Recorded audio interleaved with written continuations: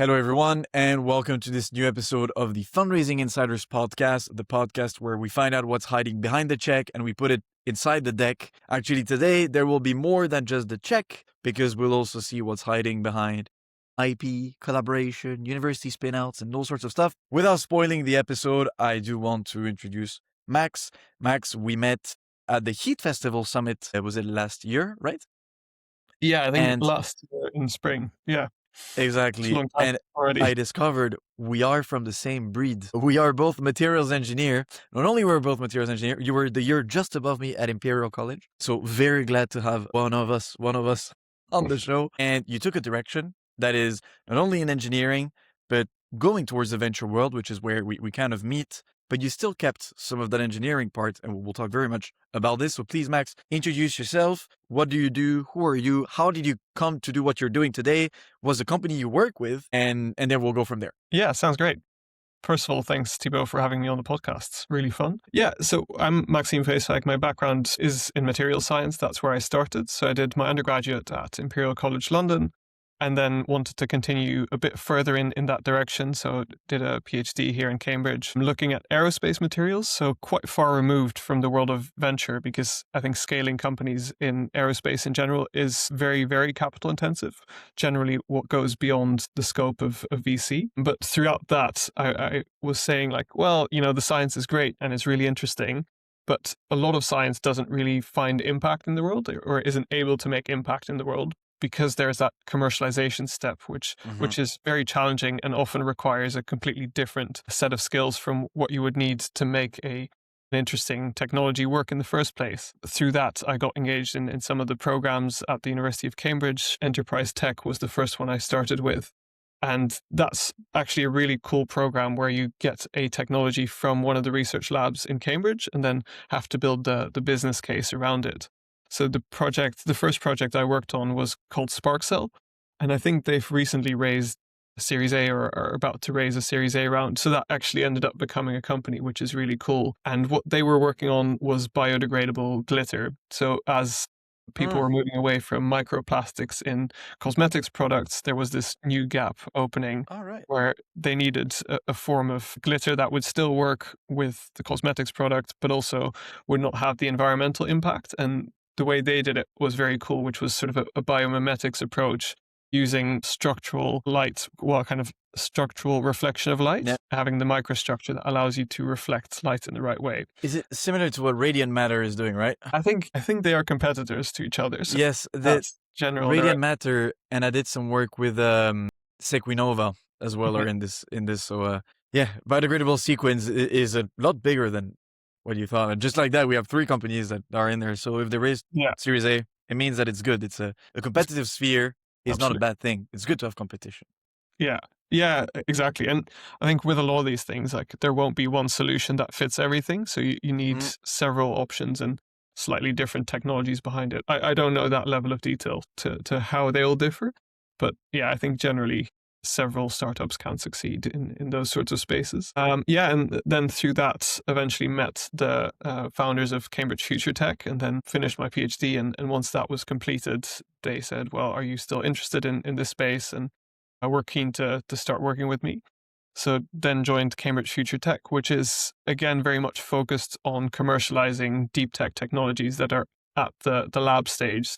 So we are a deep tech venture builder with a very tech-first approach. What that means is we will go into research labs. Those can be academic research labs. They can also be corporate R&D labs, or it can be sort of independent labs where people are developing something cool in their shed. But we then try to find the technologies that have high commercial potential, that are very exciting, but for whatever reason haven't been commercialized yet. In the case of academic founders, there's often an element of time constraints where it might be a professor who has developed it and they now don't have the time to push that project forward. Yeah, or it can be postdocs who are very keen to come in full time as a CTO, but don't necessarily have the commercial expertise to fully develop that business. So that's where we can then start supporting those businesses. And usually they're not businesses at the point where we start working with them. So it's always pre-incorporation where we start. And then it's bringing that into a business, so a commercial vehicle. And then it's kind of the 3 main parts, which is the team. So we start to look at what team do we have at the beginning? In the case of professor-led research, or in some cases the corporate spinouts, there might not be any team at all.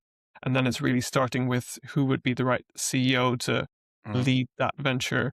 And then from there, we start building the team around the CEO, because they might bring in some expertise, maybe a little bit on the technical side, but less in another area of that technology. Therefore, it's sort of, you want something that's highly complementary. And then in the other case, we might have some founders coming from that research group into the business. So then you have maybe a CTO or another like CSO type role that's already filled.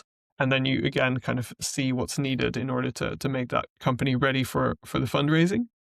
I see. After that, we look into commercial traction. So that's really about, can we get this company in front of all the potential customers for that technology? And it's really interesting because there's like massive differences between industries. So if you have something that's sort of future of compute, AI, they're able to start collaborating already before raising a first institutional funding round. Like they might have a bit of grant funding, and therefore they can then collaborate with some of these corporates.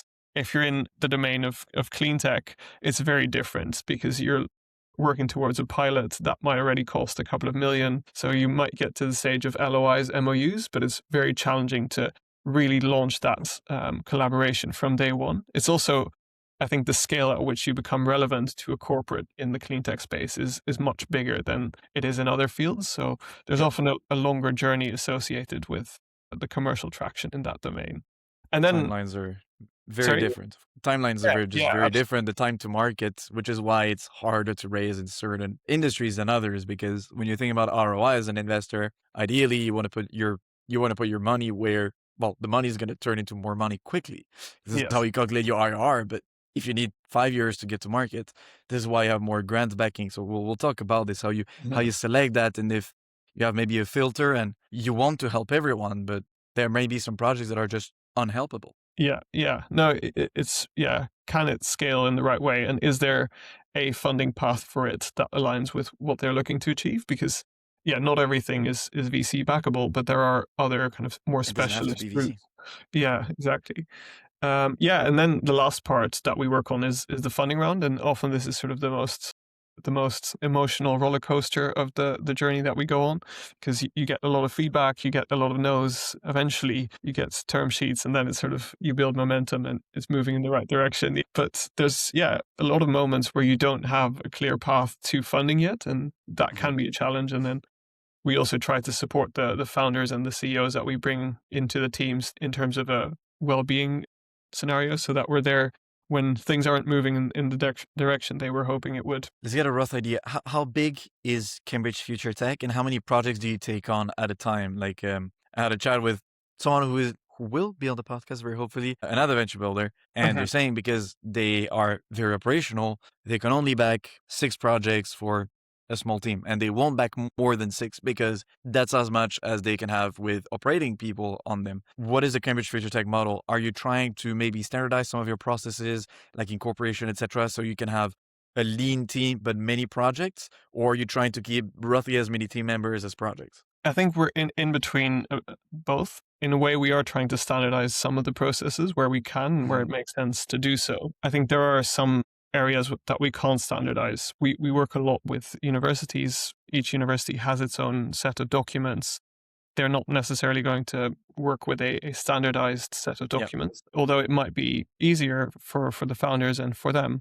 There is still the desire of, we have a governance structure that's already in place, and that won't shift based on the ecosystem that's developing quite yet. Maybe it will in future. In terms of team size, there's about 20 of us, and we have different functions within that teams. When it comes to the research team that I am in, which is the team which works on finding the technologies at that lab stage all the way to closing a pre-seed round, there's, I believe, 6 of us in that team. And then around that, there's functional areas. So we have a talent lead who supports on a lot of the hiring and finding the right people to bring into companies. We have a few people on fundraising. And we also have a team that's looking really at the commercial side.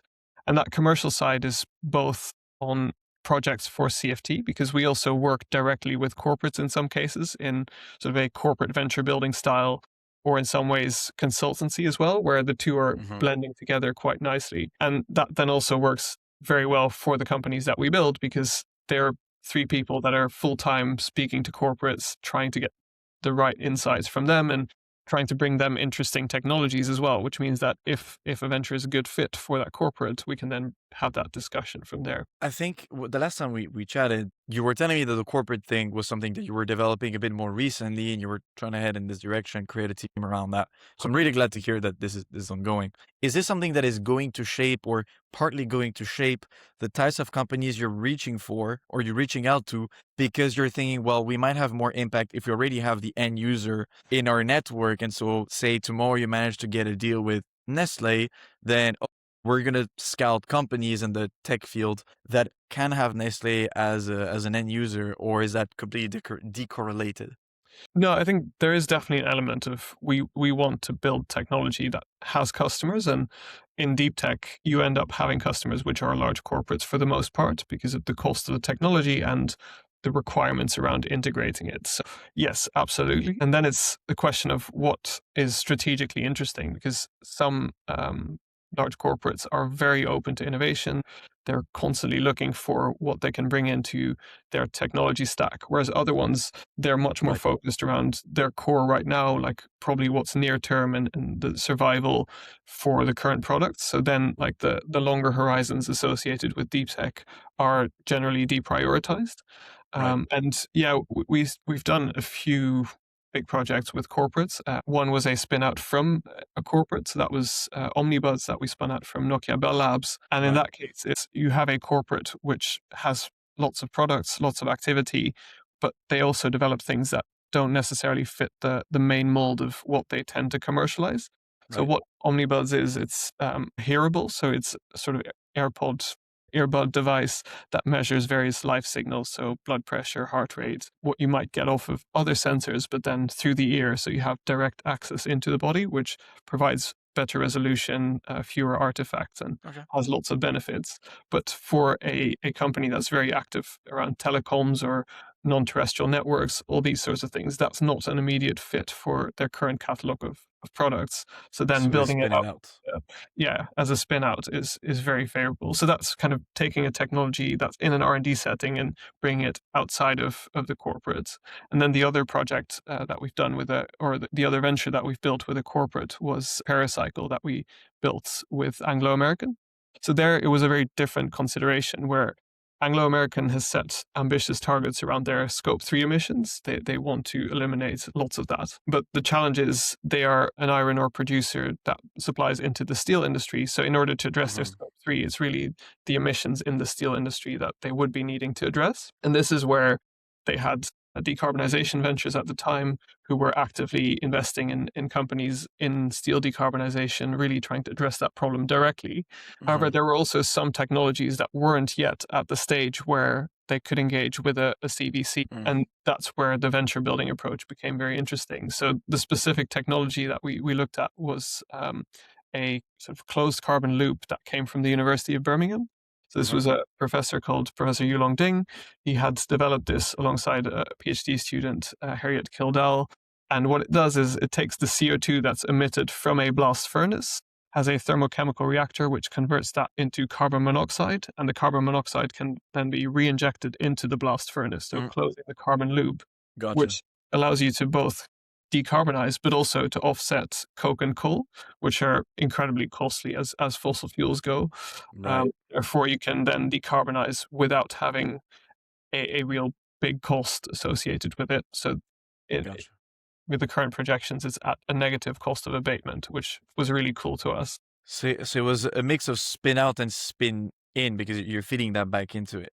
Yeah, Interesting. exactly. Yeah, and it's also because Anglo American are a mining company, they're not a steel producer, which Yeah. I think offers quite a good strategic basis for a company like this. Because if you instead had spun it out specifically for one of the main steel producers, then there would have been perhaps exclusivity, and there's, I think, more risk in that direct collaboration. Whereas here there was a degree of separation between the corporate and where the They're venture not at the same go. level of the production chain, of the value chain. Gotcha. Exactly. Yeah, yeah. So different So steps. here we mentioned a lot of things you're looking into. You're looking into IP, you're looking into licensing agreements, you're looking into all of those things.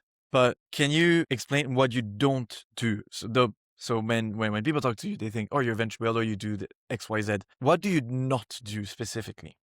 So what we don't do is mostly around technology. So for example, we wouldn't do therapeutics because we don't really have the advantage of having a team that is specialized or a team member that is specialized in that area. And Okay. I think the wet lab, life sciences is an area that we're not as active in. So biotech. Yeah, I mean, we do a little bit of biotech and With Remify, you have a yeah, little bit of biotech, yeah. we work with Remify and Get Life Biotech from the University of Newcastle. So it's definitely an area that we visit, but it's not so much developing a new cell line, anything like this. Gotcha. That's All right. beyond S- beyond the scope. So that's the sectors you don't necessarily tackle. Now, in terms Yeah. of functions you don't necessarily fill when you build a startup, there are a million things to do. There is so far as design for the website to writing patents to all of these. What are the things that you cover, the things that you don't cover? And for the things you don't cover, is that some things that you try to bring in the team when you assemble the team? Or is that also something that you have a network of partners that you can also pull in? Yeah, so we do both. And I think when it comes to not covering areas, it's really technology development. And that's mostly because we create tech companies. The tech You development needs to entrust it from happen the people. within the team. And yeah, I think on occasion we've helped out here and there. And with technology roadmaps, for example, we're very actively supporting that.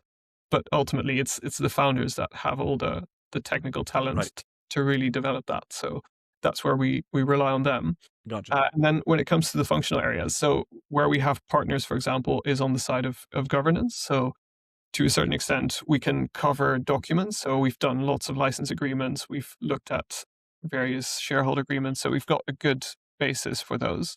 But there is a point at which it's more beneficial or I think more efficient in a way, for the venture to take some of that on. And the venture itself doesn't have a legal team. So that's where we have partners that can then work with the venture directly on more favorable terms than they would on the open market to cover especially that initial bit where they're much more cash limited. For example, a large legal firm can then support them, and that's covered via the venture builder in that regard. Right. Now, the idea behind this podcast is I want to talk about. So the reason why you're doing this is because there is a challenge, which is taking a project that is very technically sound and bringing it to the market. So the step one, or say that the problem number one that you're solving is avoiding all of this innovation to go to waste, because God knows there's probably millions, if not billions, of inventions, of interesting novelty, patents sometimes that are held by either professors or universities that struggle to understand how it is that, hey, you can actually turn this into a company. And then you have issues with the cap table, with the ownership, with all sorts of things like this. And this is where you come in. So step one is finding that. Step two is removing the friction and addressing the challenges. A technical team is not necessarily the best team to found a company, hence why you try to bring in CEOs, etc. So I want to talk a little bit about those frictions, the kind of challenges that you face on an everyday basis. What are the top three key frictions that you address on a day-to-day basis? Say the three things that no matter the project, you feel like if you could do a bingo of the problems that will happen in the company, you would put those three in the top. I think in general, like time constraints is one of the big factors. As you mentioned, the patents, I think about 2/3 of patents that are filed from academic institutions don't get commercialized or really utilized. And you wouldn't patent something if you think it's not worth something. So there is a lot of IP that gets lost in we are time constrained and we don't have the skills or kind of the expertise to commercialize this rapidly. So I think time constraint is a big point of friction. Then I think the other aspect is also spinning something out from any existing institution or corporate is always relatively complicated because there's an existing governance structure and then a new governance structure needs to be created. And often the existing governance structure is relatively complex because it's a larger organization. There's lots of people, there's lots of different views and multiple people that have inputs on any decision. Whereas then you're moving into a much smaller team where one or two people need to make the decisions and make those decisions very quickly because they don't have the luxury of time or budgets that allow them to delay things. There's a sort of mismatch between the large parent organization and the small team. The level of agility. Exactly. And that means we have to coordinate with the large organization to make sure that we end up with something that's very effective and workable for that smaller team. Right. Every organization has its own spin-out process. So some of them have a stage-gated sort of 10-step approach, which takes a lot longer, whereas others, they've defined how they want to do it from the start. They, for example, have a fixed equity stake that they know they're going to work with, a fixed license agreement, which is favorable enough for the founders to work with pretty much any scenario. And that makes things a lot quicker to move through. But there's still aspects that you would like to verify. Yeah, because quicker doesn't, if it's quicker because we have all of the process and then you realize, well, they're taking 51% equity stake. And I've heard that more than once, the whole 51 thing. University taking 51% in a company is killing the whole fundraise. It's killing the business. Is this something that you're trying, is that a vision that you have long term to, by proving that certain things are better done a certain way or wrong if done another way, are you trying to create a system that you can then bring back to the university and create sort of a standard structure where you believe some universities are just doing things wrong and their tech transfer office don't understand anything to the startup world, and try to go there and say, hey, I think you should use this model because we tested, we approved it, and this should be the standard either nationally or at least for your uni? Is that something that you're progressing towards, something you got in the back of your mind?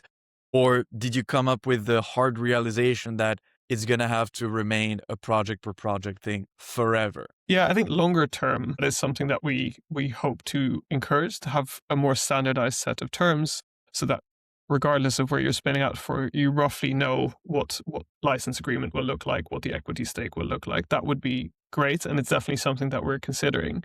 I think for now, it's more case by case. And yeah, in some cases, universities have done lots of spinouts and they've got an extremely good understanding of what is acceptable, what isn't. I think in other cases, there's a lot less volume of data because they've only done a very select number of spinouts. Right. And then we often try and support that with taking a cap table to friendly investors where we already know them. We know they're not going to be scared immediately when we show it. And then understand kind of what is acceptable to them, why certain things aren't acceptable. Yeah, I mean, an equity stake is very obvious. There is an incentivization there. There's a team there that needs to be incentivized, ideally to a certain extent via equity.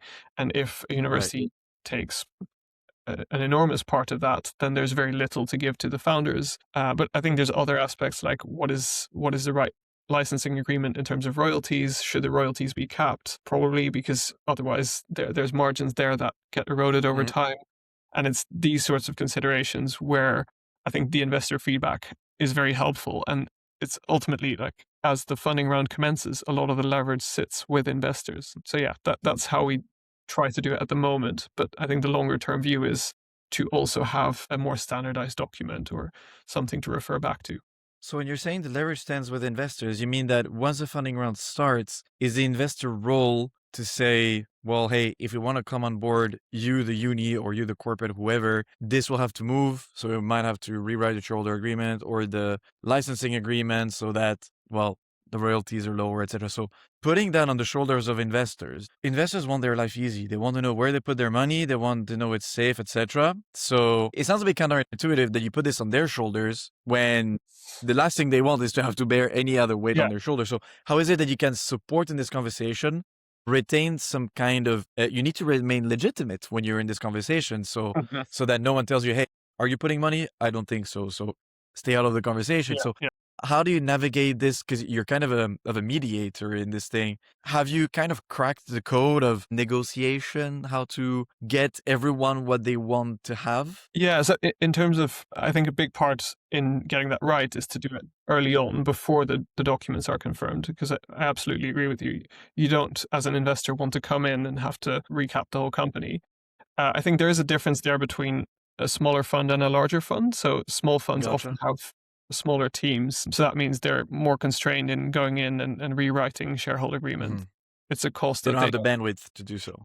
Yeah, the bandwidth, and it's also a cost factor where they would then have to get their legal support in. Is it worth to do that on a given deal? I think for a larger fund, that is more feasible. So to say, okay, there's a cap table here, it doesn't work for us, so we will negotiate and make that a more acceptable set of terms to us as an investor. I think the way we approach it is to do it very early on. We aim to make it as investable as possible. So to get everything right, and at the same time to make sure that everyone feels that they've got the right level of value in that, because you don't, I think for a lot of tech transfer offices, there is a risk of letting out a very good piece of innovation without taking the right equity stake. And a lot of the documentation is built around avoiding that, which means that in some cases it takes a bit longer, but I think as long as there is a justifiable amount of equity on the cap table for the university, then overall it will work, and it needs to succeed at the end. Like the company, if it doesn't exit, there's still no value returned to the university. So it's a balancing act there.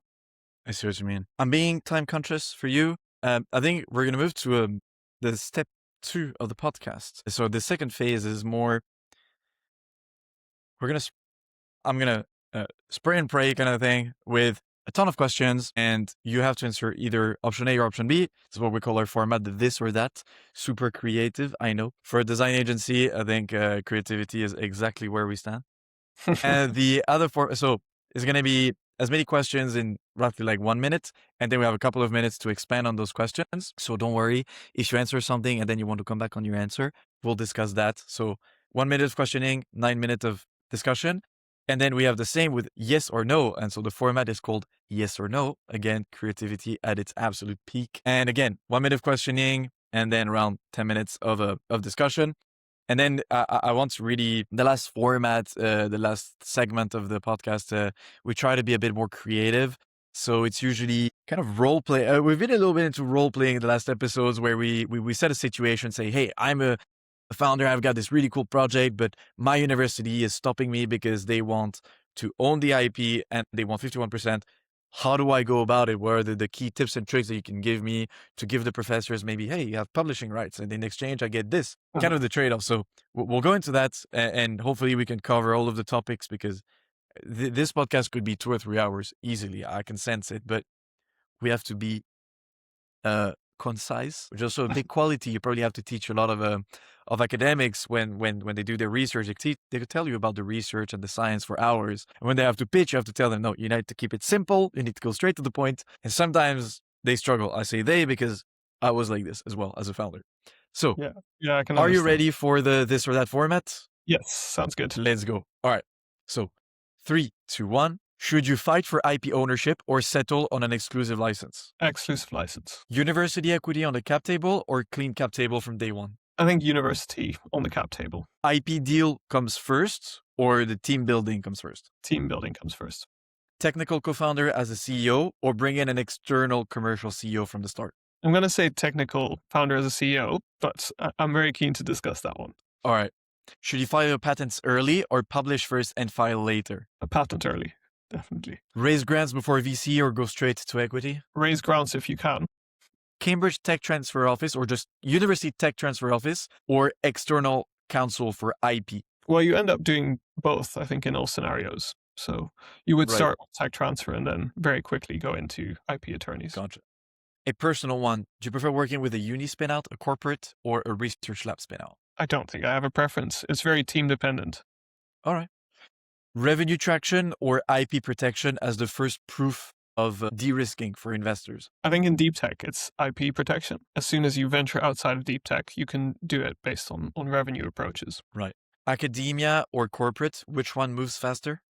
Academia, I would say. And which ones tends to be greedier on the terms? Yeah, very dependent on the specific case. You can see both. For Cambridge Future Tech, one spin out at a time or build a portfolio in parallel, multiple companies? Oh, multiple companies. Yeah. Gotcha. All right. So that was part 1. Deep breath. Questions are over. I'm really keen to dive deeper on some of these. We're talking about so fight for IP ownership or settle exclusive license. I suppose the reason for this is you want to get in good terms. And if you concede a little bit, then that means you can also ask some stuff back in the agreements. Run us through what would be a perfect exclusive license in your eyes, where you don't necessarily have the ownership, but everything you need to be able to do, to have the freedom of doing, you have it. What would that look like with the right concessions? I think the main question is like, why would you want to own the patent from the start? I think there's a lot of cases where there is an assignment trigger. So for example, once the startup raises a certain amount of capital, then you move from an exclusive license to assigning the IP. And the reason why that's common is so that if anything were to happen to the company, imagine if it doesn't even raise an initial pre-seed round, so at a very early stage, it would go into liquidation. The IP would then be sold for some nominal value, like £1 maybe. And in that case, it would be better for that IP to go back to the university.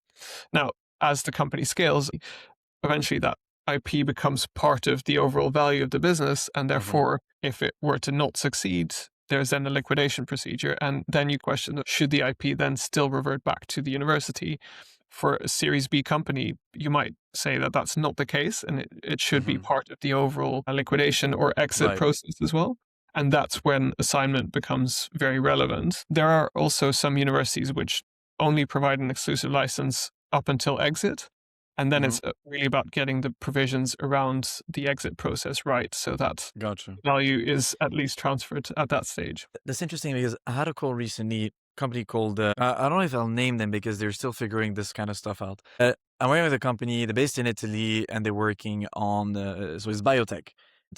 They are in the process of thinking, so they raised a lot of grants. They don't have the first equity funding, and the university has like 51%. So, or it's not the university, I think it's the research center that has 51%. So they're working on bringing this down, but the IP isn't theirs. And they're thinking, if we have a little bit of capital right now, what should we do with this capital? Do we try to get the IP and get the ownership right now? And I told them, at the moment, whether you have the patent or not, as long as you can do whatever you want with it and the royalties are fixed or whatever, use the money to do your pilot, to go to market. Don't spend it. So what is the moment in which you could say, if I have capital to spend, I'll spend it on acquiring the IP? When is it too early? And when does it become the right time to actually consider, okay, I will dedicate money for this, because money can be used for many things? Yeah, so I think there it depends on how you structure the license agreement. So if you're looking at historic costs, that could be tens of thousands of pounds to maybe just over £100,000. I think that would be achievable for a company that's raised a slightly larger seed round to get it at that stage, if they're mainly covering the historic costs. If instead there's a royalties element, and at the point of assignment there's a roll-up of royalties, so you pay essentially what you're going to be owing in royalties as a lump sum, that could be maybe $5,000. That's quite a lot of money on a seed round. So then you're looking more at Series A. So I think those are the two types of scenarios that you would see.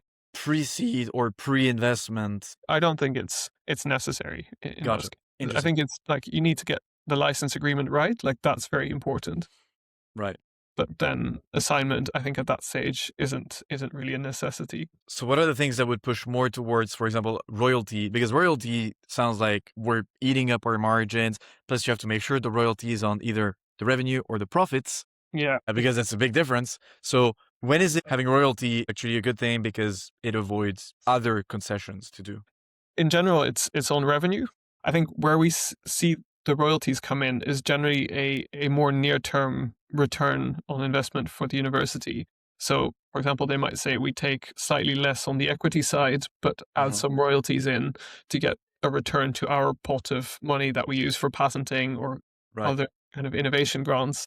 And I think it's reasonable as long as the equity stake matches that royalty element.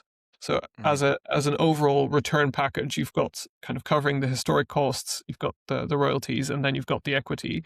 And then it's sort of this sliding scale between you can go pure equity, but then take a bit more and you don't have royalties, or you go on a mix of royalties and equity and you take a bit less on the equity side and a slightly higher royalty. On a personal standpoint, if you were to build something again, would you try to push for the royalty model or not? For yourself, for your own company, would you try to stir out of it? I think in general, it's easier to deal with an equity stake because you don't have to think about that in any of your transactions. It keeps things simpler. It makes things there's, I think, a lot of startup businesses, which if you look at their long-term business model, it would be an IP licensing business. And then there's often a distinction between the royalty on revenue versus the revenue from sub-licensing. So if the model you have is a licensing business and you pay a significantly higher royalty on sub-licensing, then that's not really an option. And you'd either have to renegotiate or look at a different business model. So I think that's where the royalties can make things a bit more difficult for certain. Right. So you always have to anticipate this kind of stuff. Think about all of the scaling model and the types of revenue and how they're linked to this. Right. I asked you about university equity on the cap table or a clean cap table from day one. Is this for exactly what you just said, that if you don't have the equity, there might be more asking university or be it academia or corporate, it can be both. But if you don't accept the equity, you'll feel like, well, they'll bite you back somewhere else. And so you'd rather give equity than something else. Is that the reason why you answered yes in this question? Well, that can be a part of it. I think in general, the royalties, like there's just an upper limit of what's acceptable. So if there is royalties, there's often some element of equity as well, because you can't push the royalties as far. Mm-hmm. I think the other side where I see it being very valuable is that you still have an institution that you can collaborate with very actively. That's where kind of keeping that relationship So what is in good terms? Important, yeah, because in a lot of cases, what we see is an academic advisor that stays very involved, and through their contract with the university is able to spend significant time on the venture. So Gotcha. if it is a university spin-out, well, if it's a technology developed at the university with really that IP moving into the venture, I think it makes more sense to have them on the cap table than not to have Gotcha. them. You also answered technical co-founder as a CEO. Is this because you think that some technical founders, despite being technical, can have the CEO inside them, or you can awake that CEO inside them, or it can be injected, maybe? Is this the reason? And because they carry more of the authenticity, more of the vision. But what about the time that you might lose training someone who's a lab rat? I can call them lab rats. I've been a lab rat. It's okay. I have the L word pass. But here, it might take some time to turn a technical person into a founder versus just bringing someone else externally that might be passionate about a project. So how do you do the balance between those two? Yeah, so the reason I think we do really both. So in some cases, it's someone from outside the organization. We bring them in as a CEO. I think we do that more often where it's needed, and it's not displacing someone who wants to take that role on. It's instead a gap in the team. So where there is professor-led research, there's often not a person taking that lead, and therefore we need to bring someone in. And at that stage, we look for quite a different profile from your standard technical co-founder. So this is often someone who's more experienced in that industry, has built up bigger projects, has maybe scaled a startup before. That's the type of person that we bring in. But I think in some cases, we work with PhDs, postdocs from the start, have them as technical co-founder and CEO. And in some cases that works really well. Like we can get fundraising early on. In other cases, it takes a bit longer. We need to coach more. Right. And that's the route we go by. But I think that is a good route. Depending on industry, there's also debate around how you approach that. Because I think, again, like future of compute, clean tech, it's more accepted to bring someone in who has that experience, who has scaled things in before. We've also spoken to VCs in cybersecurity, for example, and they highlighted like we would much rather see a technical co-founder there who can tell the story and has been involved for a very long time, and then goes to the customer who is also highly technical. Therefore, that is the standard approach in that field. Are you trying to put all of, because those are very empirical findings that you know yourself is probably part of the Cambridge Future Tech IP. Are those things that you're trying to also to publish yourself? Maybe make some reports about, well, over X many projects or over X industries that we explored, these are the findings, and try to share, or trying to keep that internal, or just maybe you don't have the time to think about it? I think it's so case specific that we don't really think about it until we start a given venture. So in some cases, we know from the start that the first thing we need to do is hire the leadership team for that venture. In other cases, we get started, we work with the academic co-founders, and we might not even label it as CEO, CTO from the start. Instead, we just get going, see where the skills lie, and that's how we... And then you assign. Yeah. Interesting. I think that's it for the this or that. We'll move to yes or no. Absolutely the same principle. I'll bombard you with questions, so sorry in advance. You answer yes or no. If you don't know what to answer yes or no, you want to say both, it's okay. You can use a joker. We won't cut the recording if it doesn't happen. So if you're ready for that, let's get going. So has a university tech transfer office ever blocked a deal that was too good for you? No. Do you think most academics underestimate what it actually takes to become a CEO? No. Would you back a spin-out with no IP protection at all if the founding team was exceptional? Yes. Does a university brand name on the cap table help more than it hurts for early investors? Yes, if the equity stake is about right, yeah. Okay. Have you cracked the secret of making university flexible to startup needs? Yes. I don't know if there's a secret, but I think we have our ways. Do you feel most universities understand venture challenges and reflect it in the way they collaborate with their founders? Yes, I think so. Do you think university equity stakes in spin-out regularly scare off good investors? Yes, I think they can. absolutely. Has the technical founding team ever surprised you by being stronger on the commercial side than you expected? Yeah, absolutely. Would you say smaller unis are less greedy on IP and royalty than bigger ones? No, I don't think size plays a big role there. Have you ever had a substantial restructure of a cap table after a university deal went in a direction that you could not anticipate? Yes, we have seen that. Do you think the Cambridge Future Tech model can work outside of Cambridge? Yeah, it mostly does. Is fundraising unfair for technical founders? No, I don't think so.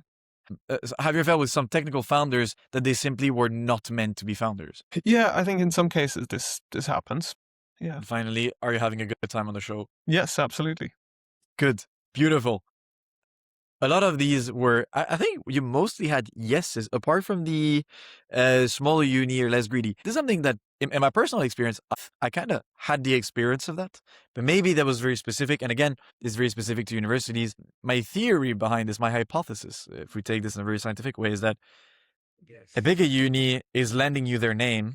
So they're in a better position to say, well, hey, I'm lending you my name so I can ask a bit more. Whereas a small uni, they're thinking, well, we have nothing to lose here. If your company becomes big and you're using our name, it just makes us grow so great, and they tend to be a bit more lenient in negotiations. Is that something that you've seen, or do you think it's just I was unlucky in my own experience? Yeah. So I think there's lots of other factors which have more of an impact. So I think Such a big as? one is, for example, as a bigger university, you have more budgets. Therefore, you can spend quite a lot of resource on developing your spin-out process, which means that it evolves a lot quicker and it's probably closer to what's acceptable in other parts of the world. So I think there's some universities that are known as setting the standard for how you should do a spin-out as a university. So people often look at like a Stanford or those types of US universities. And I think the bigger universities have more time and resource to go and look at those cases and shape their spin-out processes more towards what's acceptable for investors. I think the smaller universities have often much smaller tech transfer teams, Right. and therefore they might work with spin-out terms that were standard 5 years ago, 10 years Right. ago, which means that evolution hasn't always happened to the same extent. I think in So OK, sometimes it works in your way because, well, the old terms happen to profit you more, and sometimes it doesn't because they're in a model that doesn't fit you anymore. yeah, well, I think the old terms in general were less founder friendly. If you take it really Okay. across the board, I think there has been a decrease of the average equity stake on universities. If you Okay. compare like the traditional terms to what is being used today, that there has been an improvement there. What are the amounts we're roughly talking about? Because there was one of the questions, which is, do you think equity stakes in spinouts can scare off good investors? And you were saying, yes. I mentioned 51% earlier. I know that minority shareholder protection rights, usually in the UK, are around 15%. So where is a good in between? What do you think starts to become really too much of an equity stake for a university? So I think most of the current equity stakes that we see are in the 5 to 20% range. So it's far from kind of wanting a majority, but can be significant or a lot less significant. I think Mhm. it's anywhere between 5 and 15, depending on how the rest of the licensing agreement is structured, is usually fine for investors. I think where it really scares off investors is where in that investor ecosystem, there is a general hesitance when it comes to investing in cap tables with significant ownership on non-founding members. And where we've Right. seen this in particular was in speaking to German investors. The German VCs, but what they've told me was around Series A, they would like founders to be at around the 50% mark. So if you then Right. add a university to that, a venture builders to that, you very quickly don't hit that target, which means for them, a very, very small university stake might be acceptable. But as soon as you get into anything that's double digits, that no longer Right. really works. And that's really for pre-seed and seed. We've not tested it with Gotcha. later stage rounds. So you'd say anything above 20, 25% for you has to be reworked or has to be negotiated. It becomes That's one of the things you'd look in at the very start and say, we won't go forward if the terms remain like this, or if there's not something else that you can concede. yeah, at that stage, it does need reworking, I think, in order to be able to raise a round. And so that's the IP part, but we mentioned royalty and other things. If I'm a first time founder and I have no idea about royalty, and the university gives me terms and they say 10% of equity, I'm thinking, oh, 10% is good. Even 15% we'll give it. And then they give me a number for royalty, 0.5%, 1%, 5%, 0.1%. what is acceptable? How do I make, what is the math behind it that I need to do as a founder to think, am I getting screwed or not? You need reference points. I think you need to see what other license agreements look like. So that's where you kind of go into that community with other founders, see what they've gotten from their university, what terms they were working on, the feedback they received around those, because in some cases an investor might say, okay, this is acceptable, this isn't. And that will change across different companies. And I think you need the different reference points. It's difficult to say, like, immediately, like, this is acceptable. I think on the royalty side, you're looking at low single digits. That's usually what's acceptable there. On the equity side, yeah, it's sort of that. So there are some, I think, 10U guidelines, but they're still relatively high on the max equity. I think there it's like 20%. Right. I think below 20% is generally where investors can accept an equity stake. And so who are the best people to ask those questions to? Is it other founders, or would it be other corporates or other universities, and try to get just a different vision on those? How do you approach this? Because you don't want to ask someone and feel like you're in a position of inferiority because you don't know, and you feel like, oh, but if I ask them, they're going to know that I don't know. And if they know that I don't know, they want to take advantage of me. So is that something that people can ask you? Do you do consulting over this? And outside of the sales aspect of having you in the conversation, if I'm a founder and I want to learn this, where can I find this information? You say some networks, but what kind of networks? Where do I find those? So I think the other founders from where you're spinning out from is usually a very good reference point, because they've been through that negotiation. They know what works, what doesn't work. And if they're raising seed, Series A, they already have a bit more experience around how does the cap table evolve over time? Where do they feel their equity stake sits now? Are they kind of happy with that? Or would they rather have gone a bit more aggressive in the early negotiation to get better terms overall? So I think companies who've been through that tech transfer office with their university, for example. Correct. Yeah. All right. So you need to do your homework. For the audience here, do your homework. Who's been through it? And it's always like this. You need to ask the market. You need to ask the people around you. Just go and ask. It can't hurt to ask. Don't ask directly to the uni, because they'll tell you the numbers that they want, or the corporate in that case. I know we fixated a little bit more about uni here, but I'm sure that most of the things we discussed also apply for corporates. We have just a few minutes left. So maybe let's talk about the differences between corporates and uni. What are the key differences that you see between the two, the way you navigate? And then finally, maybe on a personal level, would you rather work with a uni or a corporate? I think from a time perspective, working with universities is generally a bit faster, because for them, spinouts are more of an established route in which they get IP out. For corporates, they might have done a spinout, but the volume will be lower. And because it's, again, quite specific to spin something out, there's often more steps involved. And unless they're well versed into it. So it's worth it asking the corporate, is that something you're actually, how many times you've done this before, just to know, hey, what kind of timelines are we looking into? Yeah, you can ask, but I think often the technology needs to make that journey worth it. If the tech is really good and it's coming from a corporate lab who have significantly higher budgets, then often it's a really exciting proposition to spin it out. To a certain extent, you then just need to work with them through that process. You can't necessarily move it forward as quickly as you'd hope. And I think in the case of university spinouts, because it's more of a defined process, there's often a predefined set of stakeholders and decision makers. You can then see where you can accelerate it. Like, for example, if there's work that we as CFT can take on in that spin-out process, sometimes that can help speed things up. Yeah, so I would say there it's generally quicker to work with a university, but then also in some cases the corporate tech can be super exciting. And yeah, it's really a fun journey because of how cool the tech is. So you get a bit of both. Yeah, because you have an off-taker already technically secured if it fits in the... Well, not necessarily. Like if you look at the Omnibus case, like that's really not going back into that market. And that's often where we see the corporate spinouts, because it's something that's not really in the core of that business anymore.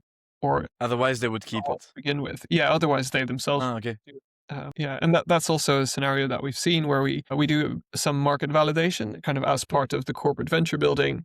We can either scout for technologies to kind of do the outside in route, or we do inside out, where they already have a technology. We then take that to a number of potential customers and validate it. And yeah, there's a point at which we come back with great news, but it's so great that they say, well, we should commercialize this ourselves. Yeah. And so not necessarily do a spin out. We need to make a key difference between a CVC and corporate venture building, both very different, because corporate venture building can build in the corporate or out of the corporate, whereas a CVC, if it's a strategic CVC, will try to bring the technologies from the outside to the inside. So different Yeah. interactions. Absolutely.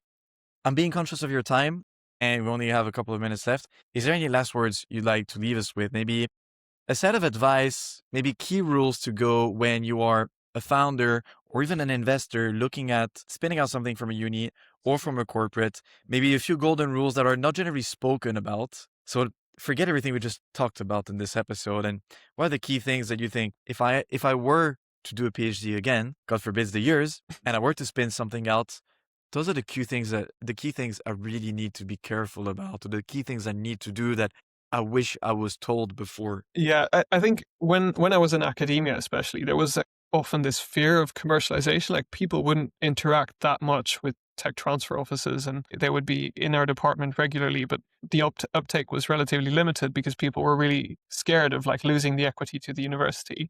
So I would say, like, first of all, I wouldn't be scared, because it's a process that you need to go through if you want to spin something out. And I think in deep tech, you're always more likely to look at a spin out. If it's software, for example, there's a much higher likelihood that you would be able to build it without that university interaction. So it's like, probably approach them early on. And then it's really that aspect of doing the homework with other founders, because they will have been through that process. They've got a very good understanding. And I think that's what we bring as CFT as well, that expertise of having done it before. And that's something that I see in the spin-out process as being very valuable, like having someone in the room or someone that you can speak to that's been through that process, understands roughly what the various terms mean and what sort of numbers you would like to have on those specific terms. So the end word would be, don't be scared, but be extra prepared and do your homework. And you can't over prepare for this kind of stuff. Just gather as much information as you can. Absolutely. And then surround yourself with people who've done it. If you're in Cambridge, do you only invest in Cambridge, or no? You've done some in Newcastle, you were mentioning. Yeah. Is it just across the UK, or are you trying to also expand geographically? So historically, we've worked across the UK, but increasingly so with European universities as well. And that's kind of going back to the corporate element where, for a corporate, it doesn't matter so much where something is located if it's a good piece of tech that we should be. Very lastly, are you taking equity in those companies? How are you doing this? Because you also need to manage, if the university or the research group or the corporate is already taking a chunk, you don't want to come in and say, oh, we'll take yet another chunk. So how do you balance your involvement in this? How do you do it? So when it's from a university, from a research institute, it's often on a sweat equity basis because there is no cash to fund the venture build itself. So then we're on the cap table as well. In the case of corporates, there can be a blend. So it could be part cash, part equity. And it's often because the corporate has the cash to put in for this kind of stuff. Yeah, they have that flexibility, right? To say, okay, we want to take an equity stake here. So instead we will bring someone in to build this for us. But it's not fixed terms. It depends on who can put how much to keep it investable for the future. So you're very flexible. I think that's important to share. Gotcha. Yeah, you need an investable cap table. Yeah, on the founder side of about being not scared and extra prepared. Like, it all comes back to being very proactive. And I think whether you're a highly technical founder or much more commercial, like, that is a trait that is always good to have and always something you should lean towards as a founder, because it's a different environment from corporate. Like, things need to happen and need to happen fast. Being proactive is super important. Yeah.